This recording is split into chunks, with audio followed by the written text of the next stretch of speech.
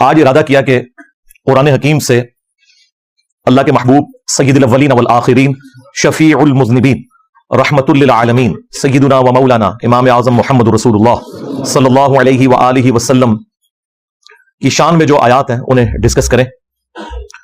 اب جب میں نے ان کو لسٹ ڈاؤن کرنا شروع کیا تو وہ تو درجنوں میں جا رہی تھیں، لیکن میں چاہ رہا تھا کہ 12 ربیع الاول کی نسبت سے 12 کریٹیکل آیات ہم سلیکٹ کریں ان میں سے، اور پھر انہیں ایک خاص انٹلیکچوئل ترتیب دیں، اور اس کے کانٹیکسٹ میں جو کراس ریفرنس کے طور پر آیات اور احادیث آتی ہیں انہیں میں ڈسکس کروں، جو بھی اس وقت اللہ تعالیٰ میرے ذہن میں ڈال دے انشاءاللہ تعالی. تو وہ 12 آیات ہم نے 12 ربیع الاول شریف کی نسبت سے سلیکٹ کی ہیں، آج انشاءاللہ انہیں ڈسکس کریں گے. دیکھیں، جہاں تک ولادت مصطفیٰ صلی اللہ علیہ وآلہ وسلم کی تاریخ کا معاملہ ہے، as far as books are concerned, خواہ اہل سنت کی کتابیں ہوں یا اہل تشیع کی، دونوں میں 12 ربیع الاول کی ڈیٹ آئی ہے. اہل سنت کے ہاں دلائل النبوہ امام بیہقی کی کتاب ہے، اس میں سٹارٹ ہی میں نبی صلی اللہ علیہ وآلہ وسلم سے متعلق ایک چیپٹر موجود ہے آپ کی ولادت مبارکہ سے متعلق. اس میں واضح لکھا ہے کہ نبی صلی اللہ علیہ وآلہ وسلم عام الفیل والے سال، یعنی جس سال ابراہ کے لشکر کو برباد کیا گیا تھا، اس سال کو اللہ نے یادگار بھی بنانا تھا. ادروائز اس کے بعد کعبہ شریف پہ کئی دفعہ حملے ہوئے، کوئی حفاظت نہیں ہوئی. اس سال کو اللہ تعالیٰ نے یادگار بنانا تھا.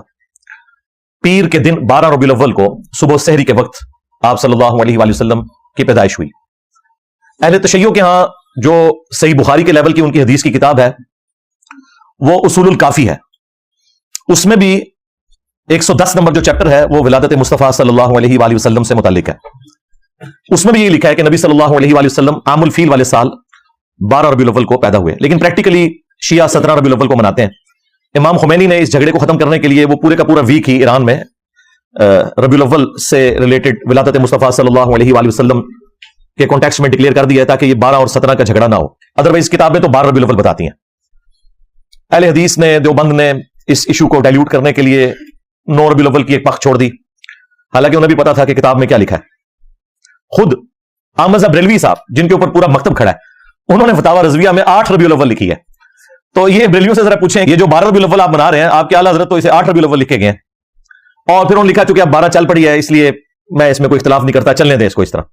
اچھا، اس سے بھی بڑھ کر ان کے اعلیٰ حضرت کے بھی جو اعلیٰ حضرت ہیں، جن کے اوپر پورے کا پورا تصوف کا سلسلہ قادریہ کھڑا ہے، شیخ عبد القادر جیلانی المتوفی 561 ہجری، انہوں نے غنیت الطالبین میں 10 محرم لکھ دی ہوئی ہے. اچھا، بڑا اچھا ہوا یہ لکھ دیا انہوں نے. اب ان کو ہاتھ پاؤں پڑ گئے جب سے میں نے یہ ڈیٹ نکالی. وہ کہتے نہیں، انہوں نے تو صرف نا نقل کیا ہے علماء کا قول. بھائی تمہارے بابے تو دین سکھانے آئے تھے، وہ اوٹ پٹانگ چیزیں نقل کر کے امت کو یہ کچھ بتا کے گئے. یعنی ہم قرآن و سنت کی روشنی میں جو کمزور چیزیں ہیں، جو صحیح چیزیں ہیں، ان کو ڈسٹنگوش کر کے پبلک کے سامنے رکھتے ہیں کہ بھائی یہ صحیح بات ہے. تو وہاں پہ ان کو پھر بتانا چاہیے تھا نا کہ 12 ربیع الاول بھی کوئی ڈیٹ ہے. انہوں نے 10 محرم الحرام کی ڈیٹ کو نقل کیا، ظاہر علماء سے نقل کیا، اسے انڈورس کیا ہے، اس کی مخالفت کے لیے نقل نہیں کیا. ہمارا صرف معصومانہ سوال ہے، آپ کا تو بابوں کے بارے میں عقیدہ ہے کہ وہ دل کے حال جانتے ہیں، وہ فنا فی رسول ہوتے ہیں، وہ فنا فی شیخ ہوتے ہیں، اور فنا فی اللہ ہوتے ہیں، پتہ نہیں کیا کیا ٹرمز انہوں نے ڈیوائز کیے ہیں تصوف میں. اور جو باباؤں کے بابا ہیں آپ کے، شیخ عبد القادر جیلانی جنہیں آپ اولیاء کا سردار کہتے ہیں، ان کو تو اپنے نبی کی تاریخ پیدائش ہی نہیں پتا، اگے کے کم ٹورنا ہے. جو کہ ہمارے ہر اسٹوڈنٹ کو ہم نے دلائل النبوہ کا حوالہ بتا دیا ہے امام بیہقی کی کتاب کا. اور یہ حدیث کی کتاب شیخ عبد القادر جیلانی رحمۃ اللہ علیہ کی پیدائش سے پہلے لکھی ہوئی تھی، لیکن وہ بیچارے اس تک نہیں پہنچ سکے. ان کو تو ضرورت بھی نہیں تھی، وہ تو علم غیب جانتے ہیں بقول ان کے، تو انہیں تو پتہ نہیں چلا. انہوں نے تو مہینہ بھی غلط لکھ دیا، 10 محرم کا دن لکھ دیا. یہ چیزیں میں ساتھ ساتھ اس لیے بتاتا ہوں تاکہ آپ کا دماغ اس حوالے سے کھلے. باقی جو ربیع الاول شریف کے حوالے سے سیلیبریشنز ہیں آج کل جو پوری دنیا میں مروجہ ہیں، ان کا ثبوت پہلے 600-650 سال تک نہیں ملتا. یہ 7ویں صدی ہجری کے اندر ایک مملوک سلطنت جو ایوبی ڈائنسٹی میں سے تھی، جنہوں نے پہلی دفعہ منگولوں کو شکست دی تھی اور تاتاریوں کا فتنہ ختم ہونا شروع ہوا، انہی میں ایک شخصیت تھی ملک المظفر. 630 ہجری میں یہ فوت ہوئے بمطابق 1233 عیسوی، یعنی آپ سمجھ لیں آج سے آلموسٹ 800 سال پہلے. آج 1445 ہجری چل رہا ہے. انہوں نے علماء کو جمع کر کے 12 ربیع الاول کے موقع پر کوئی کھانا شانا کھلایا تو علماء تو پھر پکے ہو گئے. انہوں نے کہا سرکار پچھلے سال کھوایا سی، اس سال بھی کھواؤ. کرتے کرتے کرتے پھر اس ٹائم کتابیں لوگوں نے لکھنی شروع کر دی کہ جی میلاد بنانا تو بڑے ثواب کا کام ہے، اور بلکہ یہ جو ہمارے بادشاہ نے شروع کیا ہے یہ تو ایک صدقہ جاریہ ہے ان کے لیے. ان کو یہ بھی خیال نہیں آیا کہ 800 سال تک جو ان سے بڑے عاشقان رسول تھے ان کے دماغ میں یہ بات کیوں نہیں آئی کہ آپ نے ربیع الاول کو اس طریقے سے سیلیبریٹ کرنا ہے. جہاں تک ربیع الاول کے مہینے میں نبی صلی اللہ علیہ وآلہ وسلم کی شخصیت کو ڈسکس کرنا ہے، اس کے اوپر تو اجماع امت ہے، اس سے کسی کو انکار نہیں ہے. لیکن یہ جھنڈیاں لگا کے، سبیلیں لگا کے، اور اس کو ایک پراپر شکل دینا ایک ایونٹ کی، اس طرح تو کبھی نہیں ہوا. میں خلفائے ثلاثہ کی بات نہیں کرتا، ہو سکتا ہے کہ یہ کہیں کہ ان کے زمانے تک حدیثیں شاید ان تک نہیں پہنچی تھی، لیکن جو چوتھے خلیفہ تھے سیدنا علی بن ابی طالب، وہ 5 سال تک کوفے میں رہے ہیں. تینوں خلفاء کے ساتھ ان کا وقت گزرا ہے. کوئی ہمیں ضعیف نہیں، کوئی جھوٹی روایتی دکھا دیں ان کی طرف منسوب کہ انہوں نے کبھی کوفے کے اندر میلاد کا جلوس نکالا ہو، حالانکہ یہ پاسبل تھا. جھنڈیاں اس زمانے میں بھی کپڑے کی بنتی تھی، لیکن وہ جنگوں میں جھنڈوں کے لیے. کوئی محفل نعت اس طرح کی منعقد کی ہو اور اس طرح کے معاملات لے کے چلے ہوں جس کو انہوں نے آج اس درجے تک پہنچا دیا ہے کہ یہ کہتے ہیں کہ سوائے ابلیس کے جہاں میں سبھی تو خوشیاں منا رہے ہیں. یعنی وہ یہ بتانا چاہتے ہیں کہ پہلے 800 سال کے مسلمان سارے ابلیس تھے اور ہم عاشقان رسول ہیں، اور انہیں یہ پتہ ہی نہیں کہ وہ انجانے میں صحابہ کرام کو، خلفائے راشدین کو، اہل البیت کو علیہم السلام اجمعین ورضی اللہ عنہم اجمعین گستاخی کے فتوے کی زد میں لے کے آ رہے ہیں، کیونکہ ان کے زمانے میں تو یہ کچھ نہیں ہوا. پھر اس کو جو ترویج ملی ہے نا زیادہ، وہ آٹومان امپائر جو تھی سلطنت عثمانیہ، 1588 عیسوی کے اندر، آج چل رہا ہے 24 ستمبر 2023، 1588 عیسوی میں جو سلطنت عثمانیہ تھی، انہوں نے اپنی امپائر کے اندر آفیشلی 12 ربیع الاول کی چھٹی ڈکلیئر کر دی. یعنی پھر پراپرلی اس پورے مسئلے کو گود لے لیا انہوں نے، اور پھر وہ سارے کا سارا سلسلہ چلتا رہا. یہی وجہ ہے کہ آپ کو ہمارے بریلوی علماء کہتے نظر آئیں گے کہ جی یہ وہابیوں کے آنے سے پہلے تو وہاں میلاد کے جلوس نکلتے تھے مکہ مدینے میں. جناب وہ جو نکلتے تھے مکہ مدینے میں جلسے جلوس، وہ 400 سال پہلے سٹارٹ ہوئے تھے، اور جو پہلے 800 سال کے مسلمان ہیں جو جلسے جلوس نہیں نکالتے تھے، ان کے بارے میں آپ کا کیا عقیدہ ہے؟ یہ کہتے ہیں پرانے بزرگوں کو نہیں مانتے. سرکار پرانوں کے نہیں، درمیانوں کو نہیں مانتے. پرانے تو ہیں صحابہ کرام، خلفائے راشدین، اہل البیت علیہم السلام، تابعین تبع تابعین. تمہارے بزرگ آئے 800 سال بعد اور امت کو ایک تحفہ دے کے چلے جائیں تو وہ پرانے کہاں سے ہو گئے؟ 800 سال بعد تو ہم بھی پرانے ہو چکے ہوں گے. جی پرانے بزرگ، پرانے نہیں سرکار، درمیانے، پرانے تو ہے ہی نہیں ہے. اور اسی صدی کے اندر، 7ویں صدی ہجری کے اندر، ایک اور بادشاہ آیا، ملک المنصور قلاوون. اس نے 678 ہجری کے اندر، 8 سے 800 سال پہلے، کوئی منت مانی تھی، اس نے پکڑ کے گنبد خضرا رکھ دیا نبی صلی اللہ علیہ وسلم کی قبر اثر کے اوپر. اس ٹائم یہ گرین کلر کا نہیں تھا، وہ وائٹ کلر کا ہوتا تھا. اس کو گرین کلر ہوئے بمشکل 200 سال ہوئے. 1837 عیسوی میں، آج سے آلموسٹ 200 سال پہلے، سلطنت عثمانیہ کے لوگوں نے اس کا کلر گرین کیا. پہلے یہ وائٹ تھا، اور یہ گنبد بھی نبی علیہ السلام کی وفات کے 650 سال بعد رکھا گیا. یہ 7ویں صدی ہجری مسلمانوں کے لیے ایک سمجھ لیں 2 بڑی بدعتیں جو انہوں نے جاری کی امت کے اندر. اور بدعت میں اس لیے کہہ رہا ہوں کہ اس کی بنیاد کے اوپر انہوں نے باقیوں کو گستاخ کہا، اور یہ دونوں کام کیے سنیوں نے. میں نے اپنی کسی پرانی ویڈیو میں یہ بیان کیا تھا کہ یہ جو گنبد ہے یہ شیعہ حاکم نے رکھا تھا، تو اس پہ پھر میں نے اسی وقت رجوع ریکارڈ کروایا تھا کہ وہ شیعہ حاکم نہیں تھا، وہ بھی یہ ایوبی ڈائنسٹی کا ہی مملوک امپائر کا ایمپرر تھا، ملک المنصور. یہ دونوں کام سنیوں نے کیے. میں مروجہ میلاد کا سلسلہ شروع کرنا، آپ شیعہ نے بھی ادھار لے لیا ہے سنیوں سے، وہ بھی کر رہے ہیں. اور دوسرا یہ گنبد خضرا رکھنا، حالانکہ نبی الاسلام کے زمانے سے پہلے، آپ کی پیدائش سے بھی 35 سال پہلے آیا صوفیہ کا گنبد بنا ہوا ہے. یہ جو استنبول کے اندر آیا صوفیہ جو اب اردگان نے کھول دیا ہے، اور وہاں پہ جمعے کی نماز بھی ہوتی ہے اور عام دنوں میں میوزیم، یہ نبی الاسلام کی پیدائش سے بھی 35 سال پہلے کا بنا ہوا ہے. کتنا بڑا گنبد ہے! یعنی ٹیکنالوجی موجود تھی.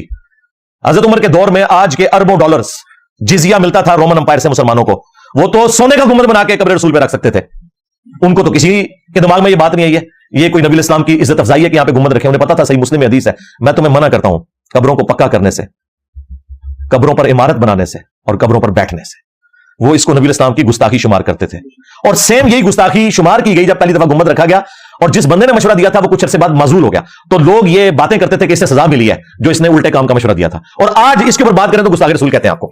میرے سوا تو کسی کی ضرورت نہیں، وہ بھی کسی کی ضرورت نہیں کہ بات کرتے، باقی تو شاہی کوئی نہیں. تو میں نے کہا خدا کے لیے دنیا میں جتنے مزارات نبی الاسلام کی مخالفت میں بنائے گئے، اس کی بنیاد انہوں نے یہاں سے پکڑی ہے.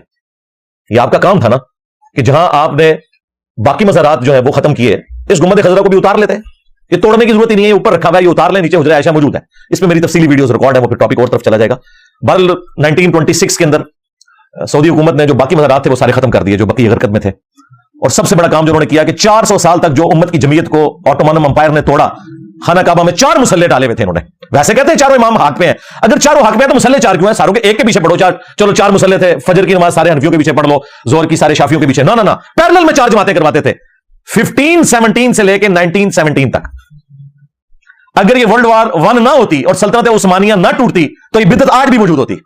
उस वर्ल्ड वार का एक फायदा उम्मत को हो गया कि वो बिदअत उठ गई और अब एक मुसल्ला है वहां पे। 400 साल तक इन्होंने 4 मुसल्ले डाले।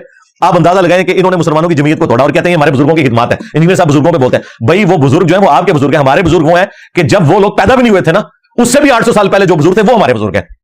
बिदअतें तुम दाखिल करो दीन में। जब हम बोलें एक गरीब तू बदतमीज नसर तू, मैं नबी सा है ही कोई नहीं, तेरे बाबे थे शाही कोई नहीं, ले लो बाबे तू दबो इन्होंने जाके उठ। हाँ बिल्कुल, आप कोई लिहाज नहीं। जिस तरह सैयदना उमर ने कहा था ना, नबी इस्लाम ने उस वक्त जमीनें तुम्हें दी थी जब इस्लाम कमजोर था, अब इस्लाम मजबूत हो गया है, अब ये जमीनें जो है बैतुल माल में जमा करवाओ, अदरवाइज इनके ऊपर काश्तकारी करो और उसमें से हिस्सा जो है बैतुल माल को दो। तो मैं भी सीधा हो गया कि भाई ये उन पुरानियां गल्लां, हाँ हूं अल्लाह के फजल नाल ये दावत जिस तरीके से अल्लाह ताला ने मुसलमानों में रास्ते की है, बिल्कुल स्ट्रेट फॉरवर्ड आंखों में आंखें डाल के बात करेंगे, हाँ इंशाअल्लाह ताला। लेकिन इल्मी इख्तिलाफ, कोई एक्स्ट्रा जुडिशियल एक्टिविटी परफॉर्म नहीं करनी, वो तो हमारी डॉक्ट्रिन के खिलाफ है। खा कोई रियासती इदारा करे, खा कोई मजहबी जमात करे, हम तो उसे बिल्कुल इस्लाम की रूह से समझते ही हराम है। इल्मी इख्तिलाफ, तो ये काम इनके बुजुर्ग डाल के गए हैं। जब हम वो बताते हैं कि इन्होंने ये काम डाला है, उम्मत की जमीयत को तोड़ा है, तो कहते हैं बुजुर्गों की गुस्ताखी करते हैं। तो मिलाद का भी सिलसिला 800 साल पहले शुरू किया इन्होंने। भाई उससे पहले लोग मिलाद किस तरह मनाते थे? वो सही मुस्लिम में हदीस है 2750 इंटरनेशनल नंबर के मुताबिक, नबी सल्लल्लाहु अलैहि वसल्लम पीर का रोजा रखा करते थे।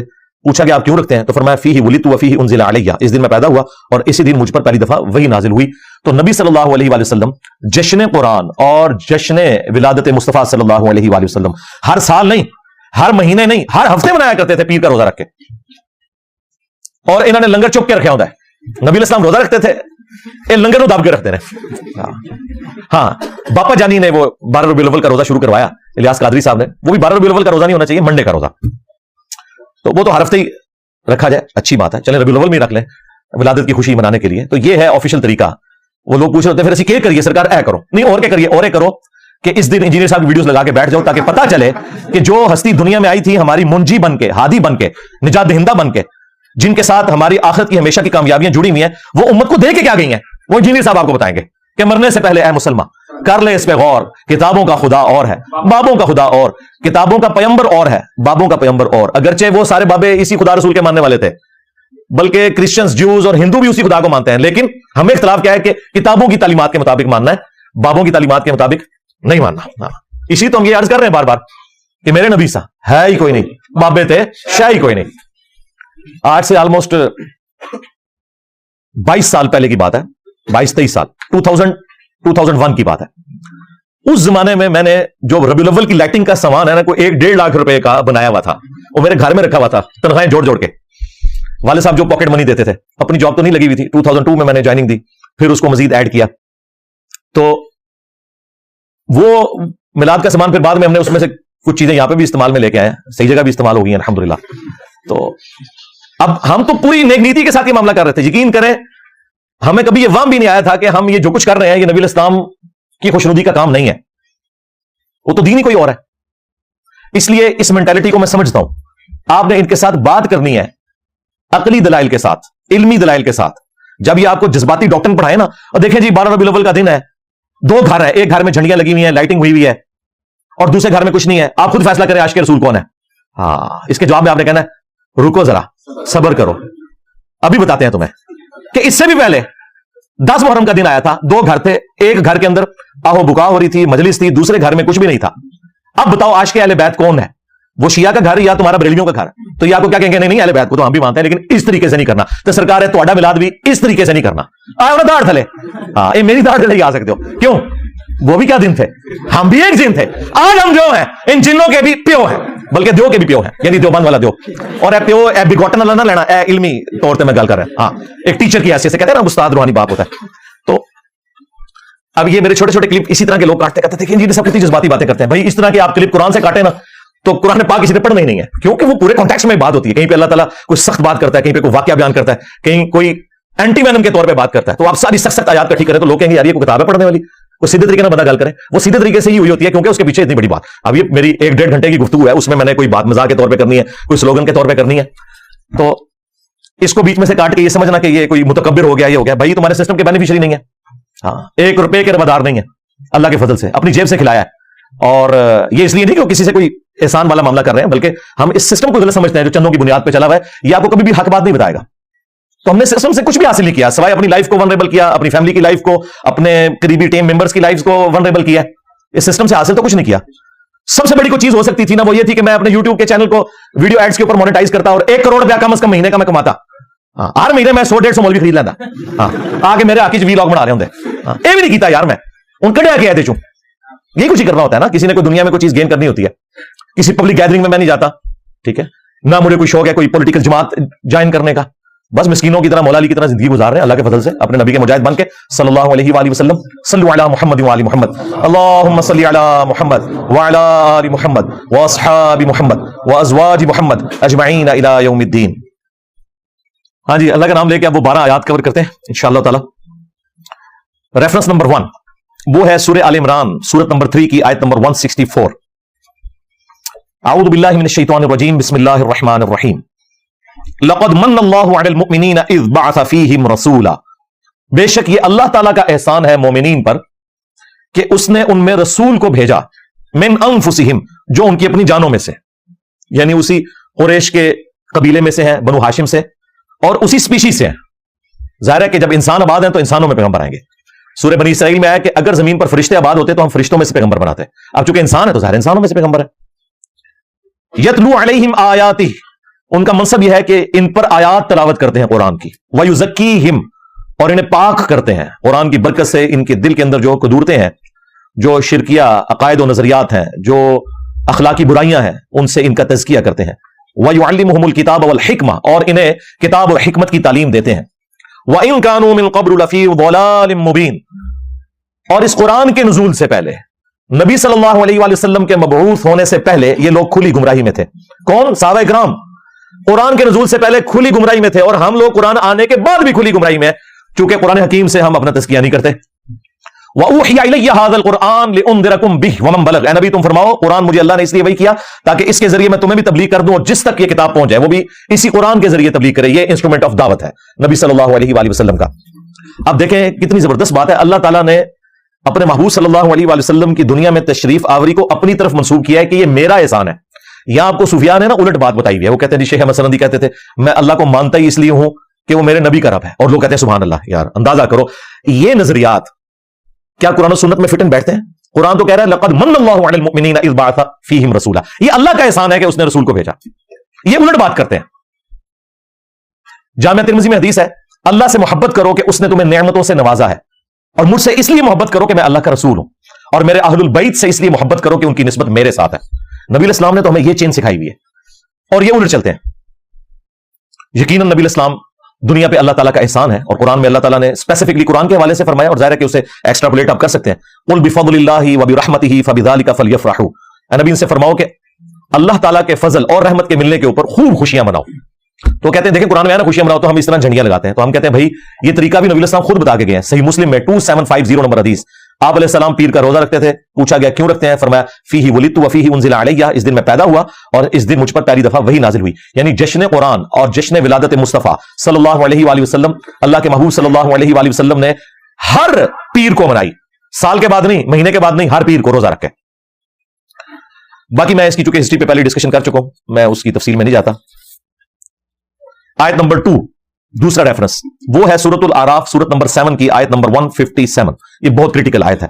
نبی علیہ السلام کے دنیا میں آنے کا مقصد کیا ہے وہ بیان ہوا ہے. اس سے زیادہ اہم چیز تو کوئی نہیں ہو سکتی. اللہ تعالیٰ نے جو آخرت میں کامیاب ہونے والے اہل ایمان ہیں نا, ان کی نشانیاں بتاتے ہوئے اسپیسیفکلی نبی علیہ السلام کے مبارک زمانے میں جو دوسرے ادیان کے ماننے والے لوگ تھے ان کو بھی اس حوالے سے گائیڈ لائنز دیں, اور مسلمانوں کو بھی, کہ کامیابی کن لوگوں کا مقدر ہونے والی ہے. الذین یتبعون الرسول النبی الامی, وہ لوگ جو کہ پیروی کرتے ہیں نبی امی کی. یہ امی کی نسبت ام القرا مکے کی طرف بھی ہو سکتی ہے, اور امی کی نسبت نبی علیہ السلام کی اس صفت کی طرف بھی ہے کہ آپ علیہ السلام لکھنا پڑھنا نہیں جانتے تھے, اور یہ آپ کا معجزہ تھا. کیونکہ سورۃ العنکبوت میں آیا کہ اس قرآن کے نزول سے پہلے نہ تو آپ کتاب سے کوئی چیز پڑھ سکتے تھے اور نہ اپنے دائیں ہاتھ سے لکھ سکتے تھے, ورنہ کافروں کو یہ چیز شک میں مبتلا کر دیتی کہ کتاب آپ نے خود لکھ لی ہے. یہ آپ علیہ السلام کے کیس میں معجزہ تھا. ہاں, شاعر ہونا ڈاکٹر اقبال کی خوبی ہے, لیکن نبی کے لیے شاعر ہونا خوبی نہیں ہے. وما علمناہ الشعر وما ينبغي له, ہم نے ان کو شعر کہنا نہیں سکھایا, اور نہ یہ ان کی شان کے لائق ہے. تو نبی علیہ السلام کا پڑھا لکھا نہ ہونا یہ آپ کی شان کے لائق تھا. یہ کوئی نعوذ باللہ جہالت نہیں ہے یا ان پڑھ ہونا نہیں ہے. اللہ تعالیٰ نے آپ کو علوم سکھائے, لیکن آپ لکھ نہیں سکتے تھے.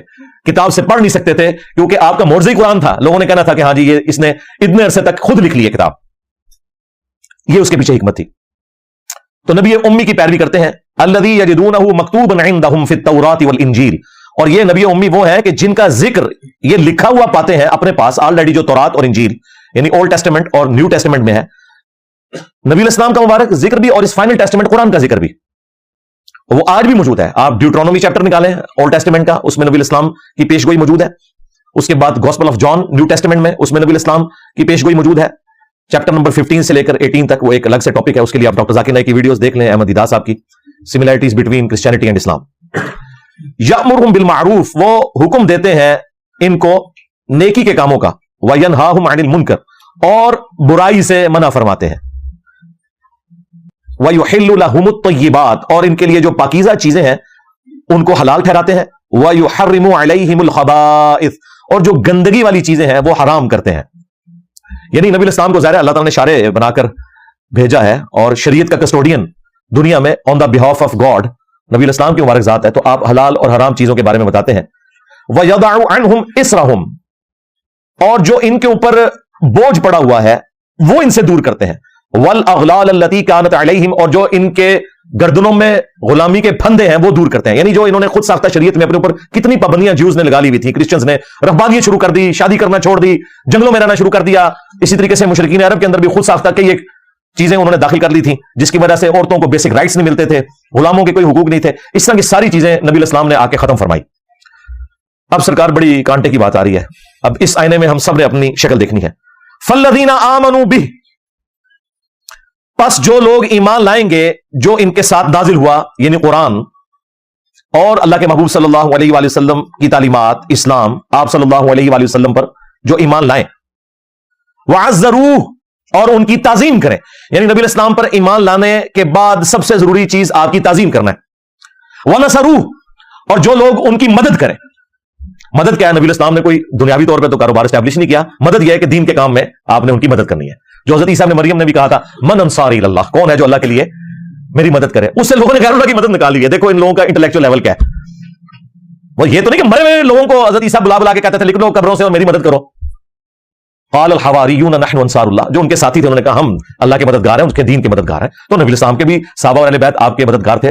آج ہم بھی نبی علیہ السلام کے اس حوالے سے مددگار ہیں کہ آپ کے دین کے لیے ہم اپنا تن من دھن لگائیں, اور اس میں سب سے پہلے ہمیں اپنی آخرت کی فکر ہے, اور ان کی مدد کریں. وَاتَّبَعُوا النُّورَ الَّذِي أُنزِلَ مَعَهُ, اور پیروی کریں اس نور کی جو ان کے ساتھ نازل ہوا یعنی قرآن.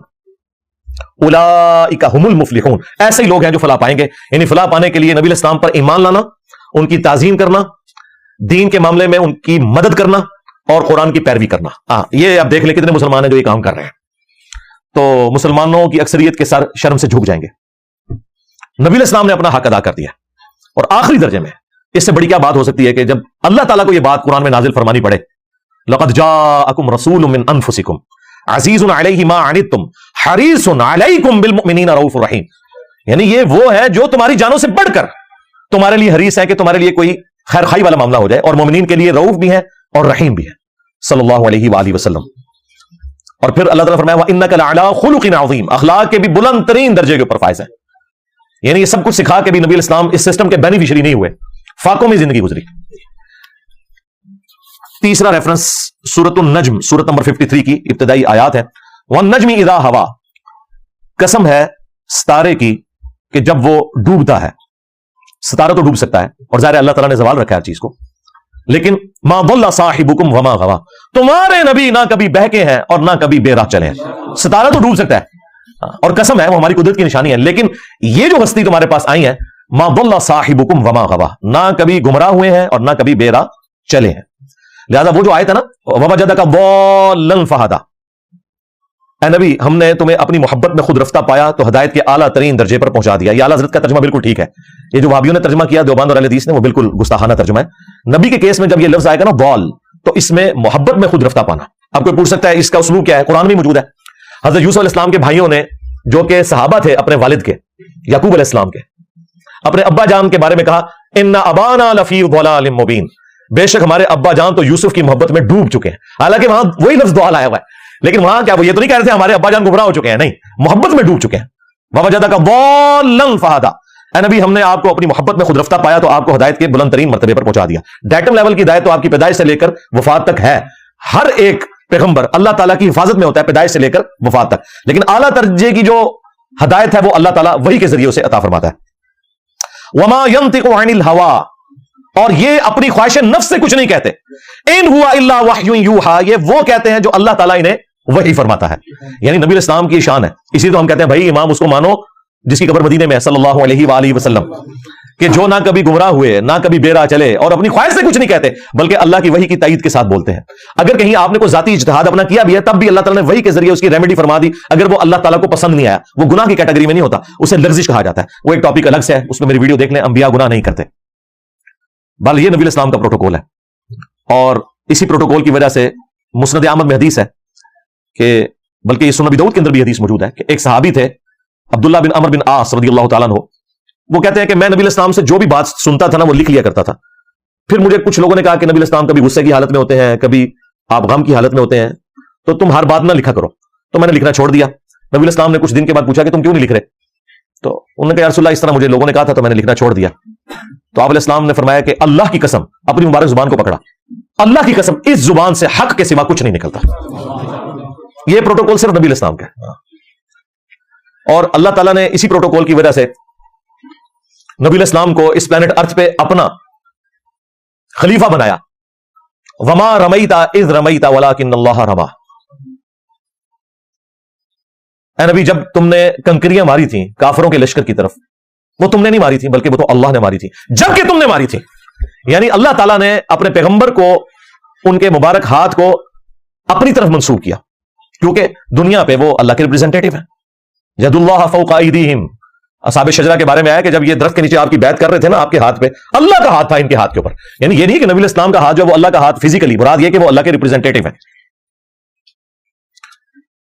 ریفرنس نمبر 4, یہ سورۃ الحجرات سورۃ نمبر 49 کی ابتدائی آیات ہیں.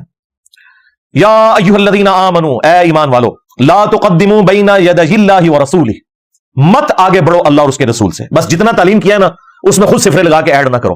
جو تعلیمات ہیں, جہاں پر فرمایا کہ یہاں پہ رک جاؤ وہاں پہ رک جانا ہے, جہاں پہ فرمایا کہ یہ حلال ہے اسی کو حلال سمجھنا ہے, جس کو حرام کیا اسی کو حرام سمجھنا ہے. خود سے دین میں کوئی بدعتیں داخل نہیں کرنی. واتقوا اللہ, اور اللہ کا تقوی اختیار کرو. ان اللہ سمیع علیم, بے شک اللہ تعالیٰ سننے والا علم والا ہے. یا ایھا الذین آمنوا, اے ایمان والو, لا ترفعوا اصواتکم فوق صوت النبی, اپنی آواز کو بھی کبھی نبی صلی اللہ علیہ وآلہ وسلم کی آواز سے بلند نہ کرنا. ولا تجهروا له بالقول كجهر بعضكم لبعض, اور ان کے حضور اس طریقے سے بلند آواز میں گفتگو نہ کرنا جس طرح آپس میں ایک دوسرے کے ساتھ کرتے ہو. ان تحبط اعمالكم وانتم لا تشعرون, ایسا نہ ہو کہ تمہارے اعمال برباد کر دیے جائیں اور تمہیں شعور بھی نہ ہو, توبہ کی توفیق بھی نہ ملے. اور یہ حیران کن بات ہے کہ یہ آیت کسی عام انسان کے بارے میں نازل نہیں ہوئی, بلکہ صحیح بخاری کے اندر شان نزول موجود ہے. عبداللہ ابن ابی ملیکہ تابعی کہتے ہیں قریب ہے کہ اس مخلوق کے دو بہترین لوگ یعنی ابو بکر اور عمر برباد ہو جاتے جب انہوں نے انجانے میں رسول اللہ کے حضور اپنی آوازوں کو بلند کر دیا. ایک قبیلہ آیا ہوا تھا, نبی اسلام کی یہ مبارک عادت تھی کہ جب قبیلہ اسلام قبول کر کے واپس جاتا تھا تو ایک فوکل پرسن آپ مقرر کرتے تھے. حضرت ابو بکر نے مشورہ دیا کہ اس کو فوکل پرسن مقرر کریں. حضرت عمر نے کہا نہیں یا رسول اللہ اس کو کریں. اس میں وہ آپس میں ان کی تلخ کلامی ہوگی. نبی اسلام سے کوئی بدتمیزی نہیں کی, آپس میں آوازیں بلند ہوئی تو یہ آیات نازل ہوئی کہ اگر تم نے بھی رسول اللہ کے حضور آپس میں بھی بات کرتے ہوئے آواز کو بلند کیا چھٹی ہو جائے گی. تو سرکار اگر یہ ابو بکر اور عمر کا سٹیٹس ہے تو تواڈے بابے تے شاہی کوئی نہیں. یعنی نبی الاسلام کی آواز سے آواز بلند کرنا اعمال کو برباد کرتا ہے. نبی کی حدیث سے کسی بابے کے قول کو بلند کرنا وہ تو تمہارا ایمان ہی برباد کر دے گا, کیونکہ میرے نبی سا ہے ہی کوئی نہیں, تیرے بابے تے شاہی کوئی نہیں, بلکہ بابے تے شاہی کوئی نہیں. یہ دیکھ لیں, یہ کتابوں کا خدا ہے. اب اسی بخاری کی حدیث میں آتا ہے کہ عبداللہ ابن زبیر کہتے ہیں کہ ان آیات کے نازل ہونے کے بعد حضرت عمر اتنی آہستہ آواز میں گفتگو کرتے تھے کہ حضور کو سنائی نہیں دیتی تھی, اور آپ کہتے تھے عمر اونچا بولو مجھے آواز ہی نہیں آ رہی, اتنے ڈر گئے. پھر اللہ تعالیٰ نے اسی کا انعام دیا, اگلی آیات نازل ہوئی ان الذین یغضون اصواتهم عند رسول اللہ, بے شک وہ لوگ جو اپنی آوازوں کو پست رکھتے ہیں رسول اللہ کے حضور. اولئک الذین امتحن اللہ قلوبهم للتقوی, یہی وہ لوگ ہیں جن کے دلوں کو اللہ نے تقوی کے لیے چن لیا, یہ پرہیزگار لوگ ہیں. لہم مغفرۃ واجر عظیم, ان کے لیے مغفرت اور اجر عظیم ہے. اور مزے کی بات ہے ان آیات کو اللہ تعالیٰ نے وہ مقبولیت دی کہ روزہ شریف پہ کئی سو سال سے یہی آیات ہیں. ایگزیکٹلی روزہ شریف کی جو جالی ہے, جو سینٹرل جالی ہے, 3 پورشن میں بنی ہوئی ہے. سینٹرل جو جالی ہے جس میں وہ دائرے کے نشان, ایک بڑے دائرے کا نشان ہے, اس کے پیچھے نبی اسلام کی قبر مبارک, آپ کا چہرہ مبارک ہے پیچھے کر کے, اس کے بعد سیدنا ابوبکر سیدنا عمر, اس جالی کے اوپر یہی لکھا ہوا ہے या अय्युहल्लज़ीना आमनू ला तरफ़अू अस्वातकुम फ़ौक़ सौतिन नबी। और जो इस तरफ जाली है बाबू सलाम की तरफ से जब आप एंटर होते हैं, वो भी गोल्डन जाली है, उनके ऊपर ये आयत लिखी हुई है इन्नल्लज़ीना यग़ुद्दूना अस्वातहुम इंदा रसूलिल्लाह। और जो बाब जिब्रील की तरफ तीसरी जालियां आती हैं, जब आप सलाम अर्ज करके आगे चलते हैं, तो उनके ऊपर फिर वो आयत लिखी है मा काना मुहम्मदुन अबा अहदिम मिन रिजालिकुम वलाकिन रसूलुल्लाह व खातमुन नबिय्यीन। तो मेरे भाई ये बड़ा सेंसिटिव इशू है। यहां तो लोग कहते हैं जी खैर हदीस, बल्कि वो तो एक मुफ्ती कहता है जी ये हमें बार बार ना बताया करो हदीस में आया, हदीस में आया। क्या दसिए तनु फतावा आलमगीरी च आया, कदूरी शरीफ च आया है कि कुत्ते नाल मुंह काला कर लो तो खोते नाल मुंह काला कर लो तो ऐ होंदा है। ऐ दसिए तनु, हमें ना हदीसें सुनाया करो। सूरत निसा की आयत नंबर 65 में अल्लाह ताला ने फरमाया कि ए नबी तेरे रब होने की कसम, ये मोमिन ही नहीं हो सकते जब तक कि हर मामले में आपको अपना हाकिम ना मान लें, और जब आप फैसला कर दें तो अपने दिल में भी उसके बारे में कोई कजी महसूस ना करें, तब ये मोमिन होंगे। अब इनको नहीं हजम होता, यानी नबी इस्लाम के हम हदीस बताते हैं, इनको फौरन ख्याल आता है कि अच्छा ये अगर हदीस में लिखा हुआ है तो बाबा जी ने नहीं पता, वो फिर क्यों करके गए, वो तो बाबे थे कल में बढ़ा के गए अपने नाम दे चिश्ती रसूलुल्लाह पार्टी, अशरफ थानवी रसूलुल्लाह पार्टी, जिनको कल में समझ नहीं आया है, उनको अगर कुरान हदीस समझ नहीं आया तो वो छोटी बात है, इतनी काफी है। रेफरेंस नंबर 5 सूरह अल इमरान सूरत नंबर 3 की मशहूर आयत, ये मिलाद के जलसों में आपको अक्सर सुनने को मिलती है, लेकिन क्लास की आयत है, कमाल आयत है। कुल इन कुंतुम तुहिब्बूनल्लाह फत्तबिऊनी युहिब्बुकुमुल्लाह। ए नबी इनसे फरमा दो कि अगर तुम अल्लाह से मोहब्बत का दावा रखते हो फिर मेरी यानी नबी की इत्तबा करनी होगी। इताअत नहीं, सिर्फ इत्तबा। इत्तबा कहते हैं दिल के साथ किसी की बात को मानना, एक तो है ना कि मान लेना हुक्म है, मजबूरी है, अंदर से मानना मोहब्बत रखते हुए उस शख्सियत के साथ, इसे कहते हैं इत्तबा। युहिब्बुकुमुल्लाह, और अगर ऐसा करोगे फिर अल्लाह तुमसे मोहब्बत करेगा। असल चीज तो यह है, तुम तो वैसे ही दावा करते रहो, वन वे ट्रैफिक चलाते रहो अपने इश्क मोहब्बत की, अगर अल्लाह की मोहब्बत तुम्हें चाहिए ना फिर नबी की इत्तबा करनी होगी। वयगफिर लकुम ज़ुनूबकुम, फिर वो तुम्हें मुआफ भी कर देगा, तुम्हारे गुनाहों को बख्श भी देगा। वल्लाहु गफूरुर रहीम, और अल्लाह ताला बख्शने वाला रहम फरमाने वाला है। कुल अतीउल्लाह वर रसूल, ए नबी इनसे फरमाओ इताअत करो, हुक्म मानो अल्लाह का और उसके रसूल का। फ़इन तवल्लू, और अगर ये रूगर्दानी करें, फ़इन्नल्लाह ला युहिब्बुल काफिरीन, तो अल्लाह ताला को काफिरों से कोई मोहब्बत नहीं, सीधा काफिर। लेकिन पाकिस्तान के शादी कार्ड में मुसलमान ही, बेफिक्र हो, कोई मसला नहीं। हाँ, अल्लाह के नजदीक काफिर ना, इतने मुसलमान हो, जनाजा भी पढ़ांगे, हाँ इंशाअल्लाह ताला, कब्र भी बनावांगे, सब कुछ करांगे। हाँ, अल्लाह के हुजूर अगर नाफरमानी के साथ मौत आई है तो अल्लाह के हुजूर तो फिर यही है। और इसी को सपोर्टिव सूरह निसा में वो आयत है मैं युती रसूला फकद अता अल्लाह, जिसने रसूल का हुक्म माना उसने अल्लाह का हुक्म माना। कहते हैं जी कुरान काफी है, सुन्नत का कहां लिखा हुआ है? जी सुन्नत का लिखा हुआ है ना, जिसने रसूल का हुक्म माना उसने अल्लाह का हुक्म माना। सुन्नत को मानना कुरान ही को मानना है, कुरान ही ने हमारी रहनुमाई की है सुन्नत की तरफ, और सुन्नत ही का रिटन रिकॉर्ड है अहादीस की शक्ल में। रेफरेंस नंबर 6, ये मैंने तरतीब बड़ी इंटेलेक्चुअल रखी है, ये नहीं है कि मैंने रैंडमली दर्जनों आयत में से ये 12 मैंने सेलेक्ट की हैं, उनको भी फिर मैंने कई घंटे लगा के एक इंटेलेक्चुअल तरतीब बने ताकि मुकदमा पहुंचे रबीउल अव्वल शरीफ के इस महीने में कि हमारे नबी इस्लाम की बेइज्जत का मकसद क्या है। सूरतुल अहज़ाब की आयत नंबर 45 और 46, सूरत नंबर 33, या अय्युहन नबिय्यु इन्ना अरसलनाका शाहिदन व मुबश्शिरन व नज़ीरा। ए नबी सल्लल्लाहु अलैहि वसल्लम, आला हज़रत ने इसका तर्जुमा किया है ए गैब की खबरें बताने वाले, बिल्कुल सही तर्जुमा है। नबी होता ही हुआ है जिसके पास गैब की खबर आती है अल्लाह की तरफ से। हमारा झगड़ा यह है कि ये कोई कॉम्पिटेंसी नहीं जो नबी हासिल करते हैं, बल्कि अल्लाह वही के जरिए बताता है। वमा कान अल्लाहु लियुतलिअकुम अलल गैब, अल्लाह की ये शान नहीं कि हर एक को गैब पर इतला दे, वलाकिन अल्लाह यजतबी मिन रुसुलिही मन यशा, बल्कि अल्लाह अपने रसूलों में से जिसे चाहता है उसे गैब की खबर देता है। आप उसे गैब की खबर कह लें, उसे इल्म गैब कह लें, ये सारी टर्मिनोलॉजीज दुरुस्त है, लेकिन अल्लाह के बताने पर है। ए नबी सल्लल्लाहु अलैहि वसल्लम, बेशक हमने आपको भेजा गवाह बनाकर और खुशखबरी देने वाला और डर सुनाने वाला। खुशखबरी अहले ईमान को जन्नत की और डर जो है वो फासिकीन को जहन्नम का, और शाहिद गवाह। अच्छा अभी इधर आला हज़रत ने तर्जुमा किया शाहिद का हाज़िर नाज़िर, लेकिन आला हज़रत की डंडी आगे जाके पकड़ी जाएगी। सूरतुल बकरा में भी यही लफ्ज आया, सूरतुल हज में आया, वहां पे था कि ये नबी इस उम्मत के ऊपर शाहिद है और ये उम्मत अगली उम्मतों पर शाहिद है। तो वहां तर्जुमा आला हज़रत का क्या बनना था? ये नबी इस उम्मत के ऊपर हाज़िर नाज़िर है और पूरी उम्मत सारी इंसानियत के ऊपर जो पहले भी गुजर चुकी हाज़िर नाज़िर है। वो आला हज़रत गवाह तर्जुमा किया, गवाह यानी कि अल्लाह के लिए गवाही लेकर खड़े हुए हैं, जो मौला मदूदी ने किताब भी लिखी है शहादत अलन नास। ये पूरी उम्मत भी गवाह है, यानी अल्लाह के हक में गवाही देते हुए खड़ी होगी है पूरी इंसानियत तक तौहीद का पैगाम पहुंचाने के लिए। तो नबी इस्लाम भी शहादत अलन नास करने हैं, वो सहाबा किराम के ऊपर गवाह थे, अपने जमाने के लोगों के ऊपर गवाह थे, और फिर हज्जतुल वदा के मौका पर नबी इस्लाम ने उम्मत को एक काम ट्रांसफर किया, अब ये उम्मत भी गवाह है बाकी सारी उम्मत के ऊपर, और अगली उम्मतों पर गवाह है कि उनके अंबिया इकराम ने उन तक बात सही पहुंचाई थी। वो सही बुखारी में आता है कौम नूह इनकार कर देगी कि हमारे पैगंबर ने कोई बात ही हम तक नहीं पहुंचाई, तो फिर उम्मत मुहम्मदिया गवाही देगी, और वो गवाही किस बुनियाद पर दे रही होगी? कुरान की बुनियाद पे। ये सूरत बकरा की आयत नंबर 143 के कॉन्टेक्स्ट में बुखारी में हदीस मौजूद है। तो नबी आप गवाह हैं, अल्लाह के लिए खड़े हुए हैं, खुशखबरी देने वाले, डर सुनाने वाले, वदाइयन इलल्लाह, और दाई है, बुलाने वाले हैं अल्लाह کی طرف باذنہ ہی، اس کے اذن کے ساتھ، وسراجا منیرا، اور آپ ایسے سورج ہیں جو چمکا کے رکھ دیتے ہیں باقیوں کو بھی، یعنی جو بھی رسول اللہ کے ساتھ اٹیچ ہو جائے گا دنیا اور آخرت میں کامیابی اس کا مقدر ہوگی۔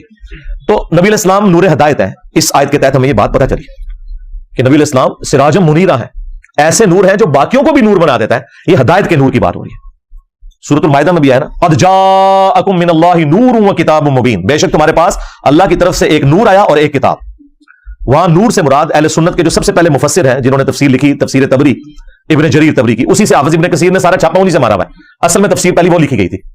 انہوں نے اس آیت کے کانٹیکسٹ میں لکھا یہاں نور سے مراد نبی صلی اللہ علیہ وآلہ وسلم کی ذات ہے، لیکن یہ نور ہدایت جو مسند احمد میں حدیث ہے، میں اللہ کے ہاں اس وقت بھی خاتم النبیین لکھا ہوا تھا جب آدم علیہ السلام ابھی مٹی اور پانی کے درمیان تھے، اس وقت بھی میں دعائے ابراہیم ہوں، میں عیسیٰ کی بشارت ہوں، میں اپنی ماں کا وہ خواب ہوں جو انہوں نے پیدائش کے وقت دیکھا کہ ان کے لیے ایک نور ظاہر ہوا جس سے شام کے محلات بھی روشن ہو گئے۔ یعنی نبی الاسلام کی والدہ سیدہ آمنہ سلام اللہ علیہا کو یہ خواب دکھایا گیا تھا کہ آپ سے جو بچہ پیدا ہوگا بالآخر اس کی حکومت رومن امپائر کو بھی سپر سیڈ کر جائے گی۔ تو نبی الاسلام نور ہدایت ہے، نبی الاسلام تو بہت بڑی ہستی، خلفائے راشدین، آل البیت، صحیح بخاری، صحیح مسلم، یہ سب کے سب نور ہدایت ہے الحمدللہ۔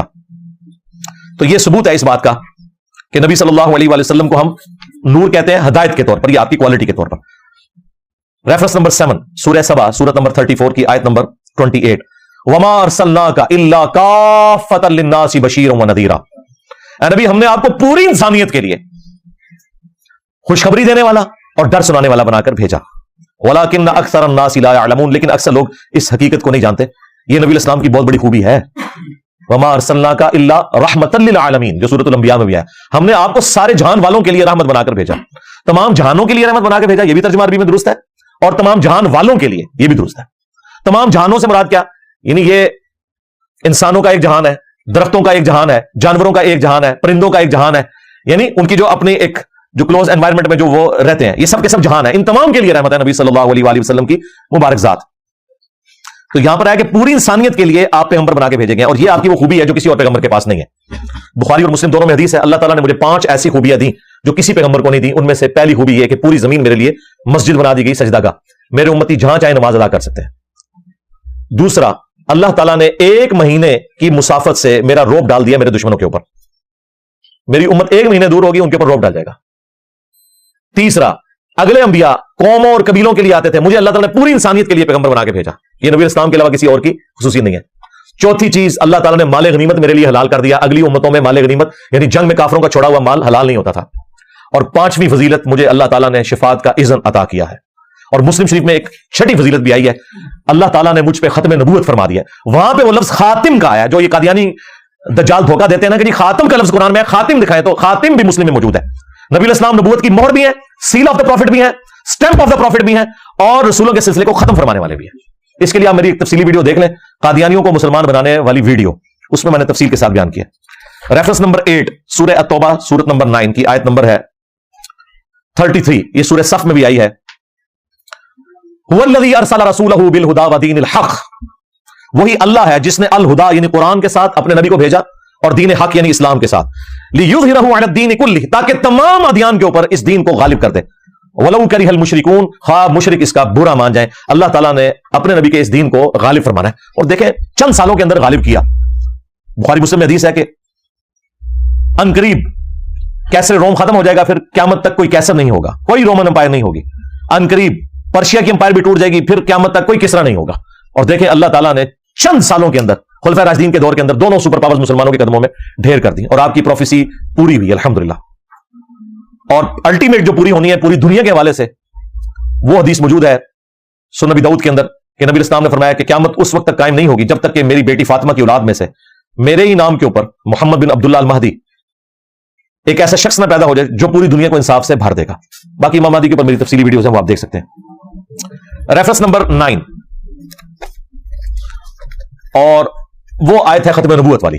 ظاہر نبی اسلام نے یہ اپنا کام تھا وہ امت کو ٹرانسفر کر کے گئے، آپ کے بعد تو نبی کوئی نہیں آنا، تو ختم نبوت کی آیت میں نے اس لیے اس کے فوراً بات رکھی کہ یہ جو دین غالب ہونا ہے یہ نبی اسلام کی امت نے آگے آپ کی لیگیسی کو لے کے چلنا ہے۔ سورۃ الاحزاب سورت نمبر 33 آیت نمبر 40، ما کان محمد ابا احد من رجالکم ولکن رسول اللہ وخاتم النبیین، محمد صلی اللہ علیہ وآلہ وسلم تم مردوں میں سے کسی کے باپ نہیں ہیں بلکہ وہ تو اللہ کے رسول ہیں اور خاتم النبیین ہیں، وکان اللہ بکل شیء علیما، اور اللہ تعالی سب کچھ جاننے والا ہے۔ اب یہ آیت اسپیسیفکلی تو اس کانٹیکسٹ میں تھی کہ حضرت زید ابن حارثہ چونکہ منہ بولے بیٹے تھے نبی الاسلام کے، تو انہیں زید ابن محمد کہا جاتا تھا، تو اللہ تعالیٰ نے منع کر دیا کہ منہ بولا رشتہ کوئی نہیں ہے، آپ نے جو اوریجنل باپ ہے نا ان کی طرف انہیں منسوب کر کے زید ابن حارثہ کہیں۔ اور پھر اسی کانٹیکسٹ میں یہ آیت آئی کہ محمد تو مردوں میں سے کسی کے باپ ہی نہیں، یعنی آپ کے بارے میں اللہ تعالیٰ نے پروفیسی کر دی کہ آپ کا کوئی بیٹا جوانی کی عمر کو نہیں پہنچے گا۔ اچھا، ساتھ ذکر کیا ولا کہ رسول اللہ و خاتم النبیین، بلکہ وہ تو اللہ کے رسول ہیں اور خاتم النبیین ہے۔ اس چیز کا اس سے کوئی تعلق ہے جبھی تو اس آیت کے اندر ہے نا کہ مردوں میں سے کسی کے باپ نہیں بلکہ وہ تو خاتم النبیین ہے۔ کیا مطلب؟ کہ ان کا کوئی بیٹا مرد نہیں ہوگا، بچپن میں فوت ہو جائیں گے بچے۔ کیوں؟ ولا کہ رسول اللہ و خاتم النبیین، چونکہ وہ اللہ کے رسول ہیں اور ایسے رسول کے جو خاتم النبیین ہے، تو ختم نبوت کا تقاضا یہ ہے کہ آپ کا کوئی بیٹا جوانی کی عمر کو نہ پہنچے، ورنہ یہ اللہ تعالیٰ کی رحمت کا تقاضا تھا کہ اگر ابراہیم کا بیٹا پیغمبر ہے تو رسول اللہ کا بیٹا بھی پیغمبر ہونا چاہیے۔ تو اللہ تعالیٰ نے ان کے بیٹوں کو بچپن ہی میں موت دے دی کیونکہ آپ خاتم النبیین ہیں۔ اچھا، یہ جو میں تشریح کر رہا ہوں نا، یہ تشریح بالکل فٹ ان بیٹھتی ہے صحیح بخاری میں ایک صحابی کے قول کے اندر۔ صحیح بخاری میں عبداللہ ابن ابی اوفا کا قول موجود ہے، یہ 86 ہجری میں فوت ہوئے، نبی الاسلام کے بعد 75 ایئرز تک زندہ رہے۔ ان سے کسی نے پوچھا کہ آپ نے اللہ کے نبی کے بیٹے کی زیارت کی ہے جو بچپن میں فوت ہو گیا تھا؟ ان کا ہاں، ابراہیم کی میں نے زیارت کی ہے جو ماریہ قبطیہ سے پیدا ہوئے تھے، وہ تو بچپن میں ہی فوت ہو گئے دودھ پینے کی عمر میں۔ اور پھر ساتھ عبداللہ ابن ابی اوفا نے کہا کہ وہ بچپن میں اس لیے فوت ہو گئے کہ نبی علیہ السلام خاتم النبیین ہے، اگر وہ زندہ رہتے تو پیغمبر ہوتے، لیکن چونکہ رسول اللہ خاتم النبیین ہیں اللہ تعالیٰ نے بچے کو بچپن میں موت دے دی۔ اچھا، قادیانیوں نے اب کیا دجل کیا، وہ ایک حصہ اٹھاتے ہیں کہ دیکھیں جی صحابی کہہ رہے ہیں کہ اگر نبی کا بیٹا جوان ہوتا تو نبی ہوتا، اس کا مطلب ہے کہ نبوت جاری ہے، حالانکہ آگے انہوں نے فرمایا کہ وہ مرا اس لیے ہے، اللہ نے اسے موت اس لیے دی ہے کہ چونکہ نبی علیہ السلام خاتم النبیین ہے، تو یہ تو ختم نبوت کی حاکم دلیل تھی۔ انہوں نے آدھی بات اٹھائی، وہ آپ میری ویڈیو دیکھیں قادیانیوں کو مسلمان بنانے والا کلپ، اس میں نے ان کے سارے کے سارے جو ڈرامہ بازیاں انہوں نے کی ہیں نا وہ ایکسپوز کی ہیں۔ سب سے بڑا ڈرامہ ان کے ساتھ یہ لگا ہوا ہے کہ یہ اور تو چیزیں چھوڑ دیں، اپنا نماز کا طریقہ ذرا بخاری مسلم سے چیک کریں، یہ حنفی ہیں۔ ہاں دیکھیں، یہ بات امت کو آ کے ہم نے پہلی دفعہ بتائی ہے۔ یہ آپ کو رفع الیدین شروع کرنے پہ کہتے تھے اے ہن تسی قادیانی ہو جاؤ گے، اوے حنفی دیوبندی ہو، حنفی بریلوی ہو، آپ کی طرح ہی حنفی قادیانی نماز پڑھتے ہیں، ان کا رفع الیدین سے کیا لینا دینا؟ جس طرح وہ بخاری مسلم کے منکر ہیں نا، تم بھی بخاری مسلم کے منکر ہو۔ تو یہ جتنے بھی فرقے ہیں یہ سب کے سب اگر قرآن و سنت کے دلائل کی روشنی میں اپنے آپ کو خود چیک کریں تو انہیں پتہ چل جائے گا کہ انہوں نے کیا دو نمبری کی ہوئی ہے ان کے بزرگوں نے ان کے ساتھ، بلکہ ان کے بزرگوں نے کیا کام ڈالا ہوا ہے ان کے فرقے کے ساتھ۔ Reference number 10، third last. اب یہ ذرا سخت باتیں شروع ہونے لگی ہیں ہمارے والے سے، میں نے اس کو اینڈ پہ رکھا تھا تاکہ اپنی ذمہ داری بھی ذرا ہم فیل کریں نا۔ وہی بات جو نبی الاسلام کے حق میں آئی تھی کہ آپ شاہد ہیں، جس کو انہوں نے حاضر و ناظر کہا، وہ تھا اللہ کے لیے گواہی دے کر اس انسانیت کے اوپر آپ صلی اللہ علیہ وآلہ وسلم نے حجت تمام کیا اور اس امت نے بھی یہی کام کرنا ہے۔ آخری آیت ہے سورۃ الحج، سورۃ نمبر 22، آیت نمبر 78، وجاہدوا فی اللہ حق جہادہ، اور دیکھو اللہ کی راہ میں جہاد کرو جیسا کہ حق ہے۔ جہاد کوشش، وہ کوشش قتال بھی ہو سکتی ہے میدان جنگ میں، وہ کوشش تزکیہ نفس بھی، بلکہ مسلمان نے تو ہر وقت ہی جہاد کرنا ہوتا ہے، شیطان کے خلاف، اپنے نفس کے خلاف، اللہ کی فیور میں۔ هو اجتباکم، اس نے تمہیں چن لیا ہے اے امت محمدیہ صلی اللہ علیہ وآلہ وسلم۔ وما جعل علیکم فی الدین من حرج، اور تمہارے دین میں کوئی تنگی نہیں رکھی کسی بھی حوالے سے، یہ بالکل نیچر کے اوپر دین ہے۔ ملت ابیکم ابراہیم، پیروی کرو اس دین کی جو تمہارے باپ ابراہیم کی ملت ہے۔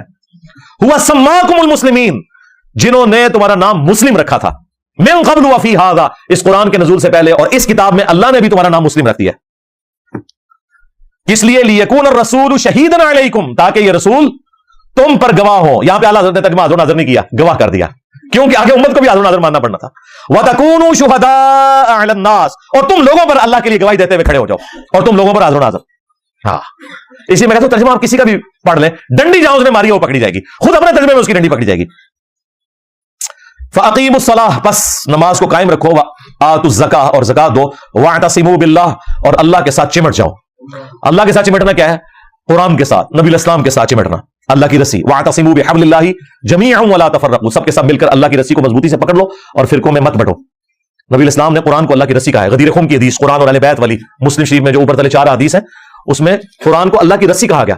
اس میں ہدایت ہے، اس میں نور ہے، تم اللہ کی کتاب کو پکڑو، اس سے تعلق اپنا مضبوط کرو۔ اللہ کی کتاب اللہ کی رسی ہے، جو اسے پکڑے گا ہدایت پر ہوگا، جو چھوڑ دے گا گمراہ ہو جائے گا۔ اور پھر نبی الاسلام نے فرمایا دوسری بھاری چیز میرے اہل البیت ہے، میں ان کے معاملے میں تمہیں اللہ کا خوف دلاتا ہوں۔ تو یہاں پر اللہ تعالیٰ نے کہا کہ اپنا تعلق اپنے رب کے ساتھ، قرآن و سنت کے ساتھ مضبوط کرو۔ ہوا مولاکم، وہی تمہارا پشت پناہ ہے، تمہارا مولا ہے۔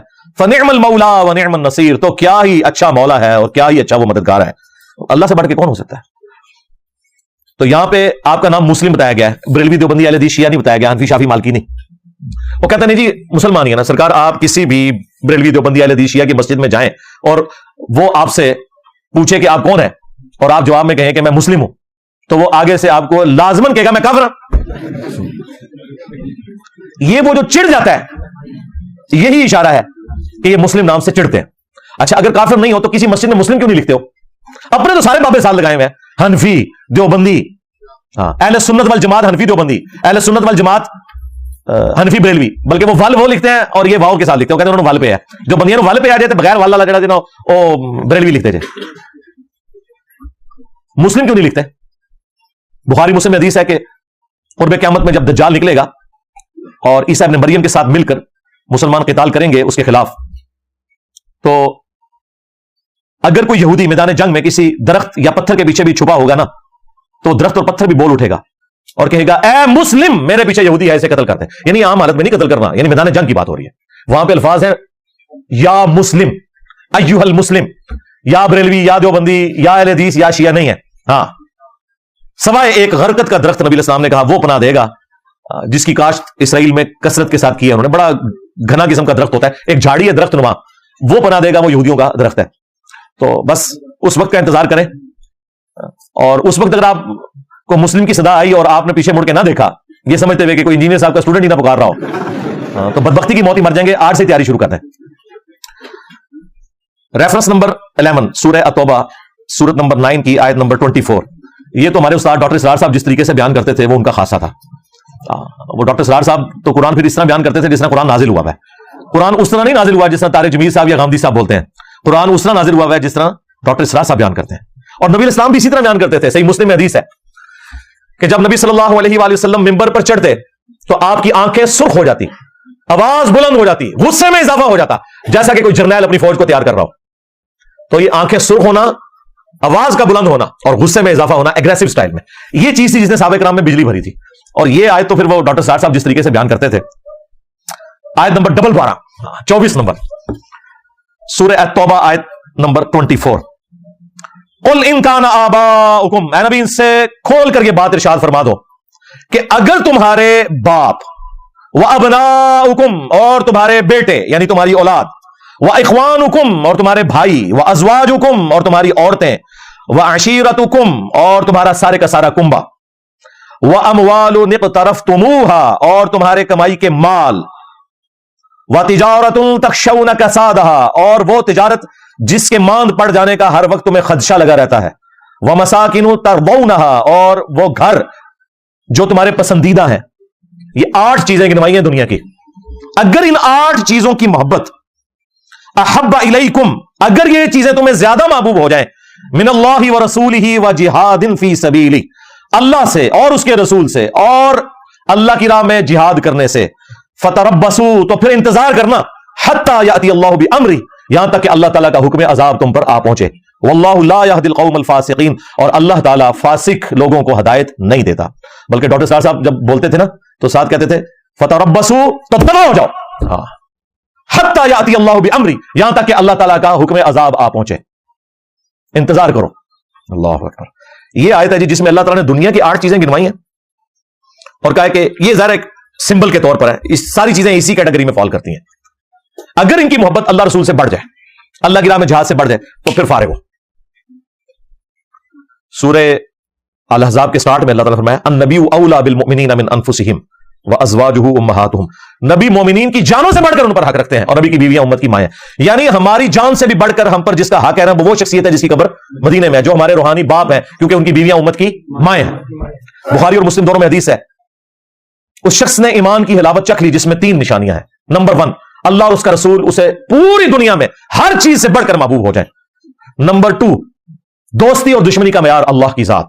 اور نمبر 3 کفر کی طرف لوٹایا جانا اس کے لیے اتنا ہی مشکل ہو جائے جتنا زندہ آگ میں جلنا، یعنی وہ زندہ آگ میں جلنے کے لیے تیار ہو جائے لیکن اپنا دین نہ چھوڑے تو پھر اسے ایمان کی مٹھاس مل جائے گی. پھر بخاری اور مسلم دونوں میں حدیث ہے تم میں سے کوئی شخص اس وقت تک مومن ہی نہیں ہو سکتا جب تک کہ میں اسے اس کے ماں باپ، اولاد، سب لوگوں سے بڑھ کر عزیز نہ ہو جاؤں. تو یہ نبی اسلام کیا بتا رہے تھے؟ نبی اسلام یہ بتا رہے تھے کہ ماں باپ تشائی کوئی نہیں، بابے تشائی کوئی نہیں جہاں میری بات آ جائے. یہی بات ہے نا. یہاں جناب مائیں کہتی ہیں میں دودھ نہیں بخشاں گی جے تو داڑھی رکھ لیتے. تو ایسے ماں باپ کو پھر یہ بتانا چاہیے نا کہ میرے نبی سا ہے ہی کوئی نہیں, اما ابا جی تسی تے شاہی کوئی نہیں, کیونکہ میرے نبی کے مقابلے پہ کھڑے ہو گئے.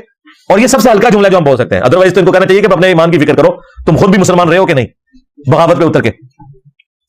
اور پھر صحیح بخاری میں ایک حدیث ہے, نبی الاسلام اور سیدنا عمر ایک دفعہ ہاتھ میں ہاتھ ڈال کے چہل قدمی کر رہے تھے, تو حضرت عمر نے دیکھا نبی الاسلام نے اتنی شفقت کی ہے تو تھوڑے فرینک ہوئے, ان کا یا رسول اللہ پوری دنیا میں سب سے بڑھ کر آپ مجھے محبوب ہیں سوائے میری جان کے. اچھا وہ سمجھ رہے تھے میں نے بہت کارنامہ کر دیا. ہاں نبی الاسلام نے فرمایا نہیں بلکہ تیری جان سے بھی بڑھ کر. تو ان کا یا رسول اللہ ہاں آپ مجھے میری جان سے بھی بڑھ کر عزیز ہیں. پھر آپ نے فرمایا اب تیرا ایمان مکمل ہوا ہے. اچھا انہوں نے سچ بولا, انسان کو اپنی جان سے آگے تو کوئی چیز نہیں ہوتی, لیکن نبی الاسلام کے سامنے سچ بولنے کی برکت یہ ظاہر ہوئی کہ آپ علیہ السلام نے اس بات کو کھول دیا کہ بھائی یہ بھی ایمان مکمل نہیں ہے جب تک کہ اپنی جان سے بھی بڑھ کر مجھے عزیز نہیں سمجھو گے. اور اس کا مطلب قطعاً یہ نہیں ہے کہ آپ نے لبیک یا رسول اللہ کے نعرے لگانے ہیں خالی اور عمل کوئی نہیں کرنا. ختم نبوت کا نام لینا ہے اور چلانی ہے جو اپنی کاز اینٹی قادیانی کاز چلانی ہے, اینٹی چشتی رسول اللہ, اینٹی تھانوی رسول اللہ, بات ہی نہیں کرنی کیونکہ اس میں اپنے فرقے خلاف ہو جائیں گے. تو یہ ختم نبوت کا کام نہیں ہو رہا, یہ اینٹی قادیانی کام ہے. ختم نبوت یہ ہے کہ خواہ غلام قادیانی دجال ہو یا کوئی اور دجال ہو, وہ کسی بھی فرقے کا بزرگ ہو, جس نے ختم نبوت کے اوپر ڈاکہ مارا ہے سب کو ایک ہی کٹہرے میں لا کر کھڑا کیا جائے. آخری ریفرنس نمبر 12, آپ گیس کریں کہ آخری ریفرنس کیا ہو سکتا ہے, اس کے بعد تو کسی کی گنجائش ہی نہیں تھی. تو یقیناً یہ 11واں ریفرنس یہ آخری تھا. یہ جو 12واں ریفرنس ہے جو اللہ کے محبوب علیہ السلام کا احسان ہے اس امت کے اوپر, اس کے کانٹیکسٹ میں اللہ تعالیٰ نے امت کے اوپر ایک چیز فرض کر دی ہے.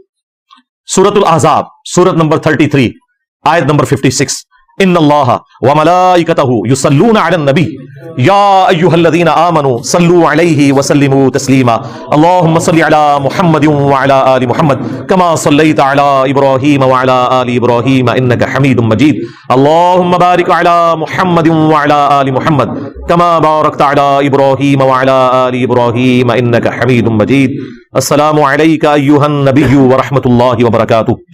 یہ آیت جب نازل ہوئی تو صحابہ کرام نے کہا یا رسول اللہ آپ نے ہمیں سلام تو سکھا دیا ہے, السلام علیکم ایھا النبی, ہم آپ پہ درود کیسے پڑھیں؟ اور بخاری کے تو الفاظ ہیں ہم آپ اور آپ کے اہل البیت پر کیسے درود پڑھیں؟ تو پھر نبی الاسلام نے یہ درود ابراہیمی تعلیم فرمایا. اس کا جو پہلا حصہ یہ بھی پرفیکٹ ہے, اللہم صلی علی محمد وعلی آل محمد.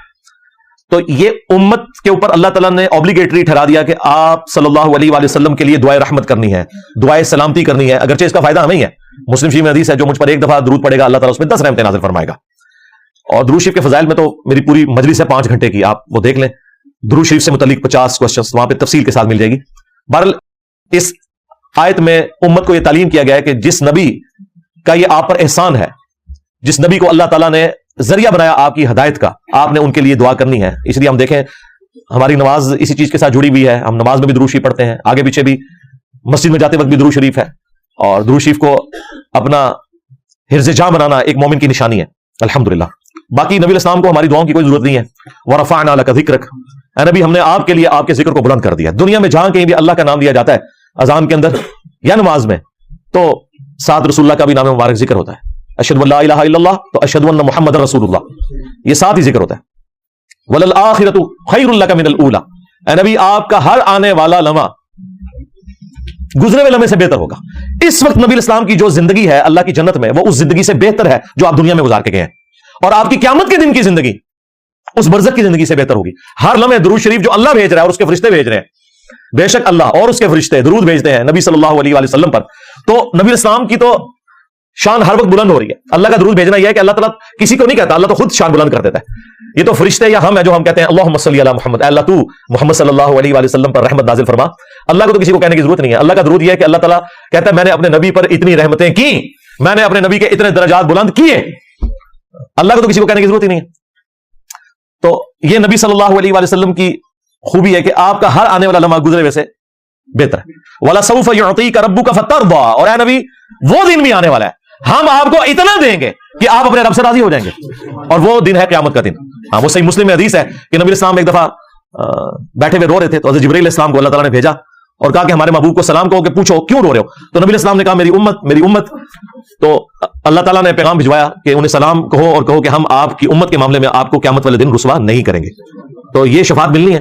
عسیٰ ان یبعثک ربک مقاما محمودا, ان قریب وہ وقت آنے والا ہے کہ ہم تمہیں ایسے مقام پر فائز کریں گے نبی جہاں ہر شخص تمہاری تعریف کر رہا ہوگا. مقام محمود وہ مقام جہاں پر جو بندہ فائز ہے اس کی تعریف کی جائے. نبی اسلام کے لیے وہ مقام محمود ہے. اور بخاری مسلم میں تفصیلی حدیث ہے کہ تمام انبیاء سے ہو کر اینڈ پہ نبی اسلام کے پاس لوگ آئیں گے اور آپ کی دعا کی برکت سے شفاعت کا دروازہ کھلے گا.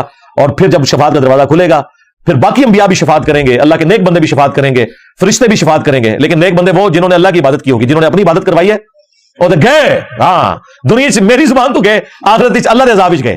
ہاں جنہوں نے کمٹمنٹ کے ساتھ زندگی گزاری ہے وہ شفاعت کریں گے, اس میں کوئی شک نہیں ہے. لیکن دروازہ نبی اسلام کی مبارک دعا پہ کھلے گا.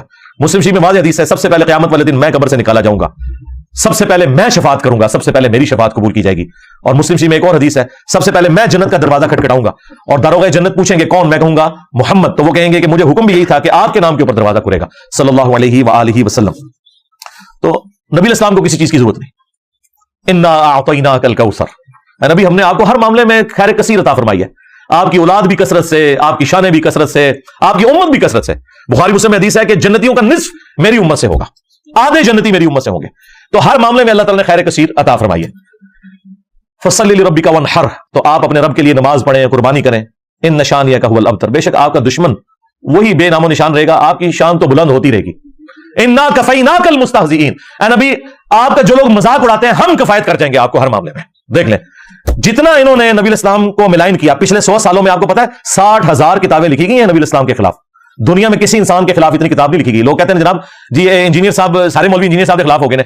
سرکار انجینئر نے نبی اسلام کی مبارک دعوت کا جب بیڑا اٹھایا تو یہی کچھ ہوگا, کیونکہ اس پلانٹ ارتھ پہ سب سے زیادہ مخالفت جس شخصیت کی ہوئی ہے نا, وہ شخصیت ہے جن کی قبر مدینے میں. 100 سال میں 60,000 کتابیں لکھی گئی ہیں. اور ان 100 سالوں میں جتنی تیزی سے اسلام پھیلا ہے, پہلے 1300 سال میں بھی نہیں پھیلا. سب سے بڑی بات آپ دیکھ لیں 58 اسلامی ملک بن چکے ہیں. 8 سے 100 سال پہلے تو یہ سارے کنکلوڈ کر بیٹھے تھے, جب آٹومن امپائر بھی ٹوٹ گئی, سارے کے سارے مسلمان محکوم ہو گئے. کسی نے سوچا تھا کہ یہ 100 سال بعد 58 اسلامی ملک ہو چکے ہوں گے؟ نبی الاسلام کا مبارک انقلاب وقتی طور پر اگر حکومتی لیول پہ نہ بھی نظر آئے تب بھی عوام میں وہ لیگیسی اسی طریقے سے چل رہی ہے, اور اللہ تعالیٰ اپنے نبی صلی اللہ علیہ وآلہ وسلم کے دشمنوں کے خلاف خود انہیں کفایت فرمانے والا ہے. انا کفیناک المستہزئین. صلوا علی محمد و آل محمد.